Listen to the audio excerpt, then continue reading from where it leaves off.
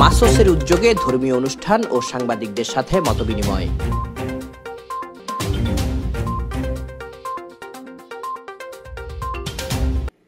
মারমা সংস্কৃতি সংস্থা মাসোসের উদ্যোগে মঙ্গলসূত্র পাঠ ও ধর্মীয় অনুষ্ঠান এবং সাংবাদিকদের সাথে মতবিনিময় সভা অনুষ্ঠিত হয়েছে। সোমবার বেলা 12টায় শহরের আসামবস্তি মাসোস ভবনে এই সভা অনুষ্ঠিত হয়।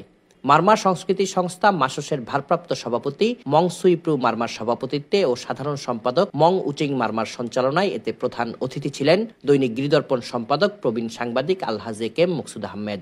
এ সময় উপদেষ্টা থুইচাপ্রু মারমা, সহসভাপতি অংসা খৈকারবাড়ি, ঐতিহ্য ও সংস্কৃতি সম্পাদক ম্যাচিং মেম্বার, প্রচার ও প্রকাশনা সম্পাদক লাপ্রু সাইন মারমা, আইন বিষয়ক সম্পাদক হেডম্যান থোয়াই অং মারমা, মহিলা বিষয়ক সম্পাদক ও মাসোসের ভূমিদাতা পাইক্রয় মারমা, মারমা ভাষা, বর্ণ ও শব্দমালার লেখক অংসাইনু মারমা, মাসোস ভবনের ভূমিদাতার ছেলে সোয়েমং মারমা সুমন সহ অন্যান্যরা উপস্থিত ছিলেন।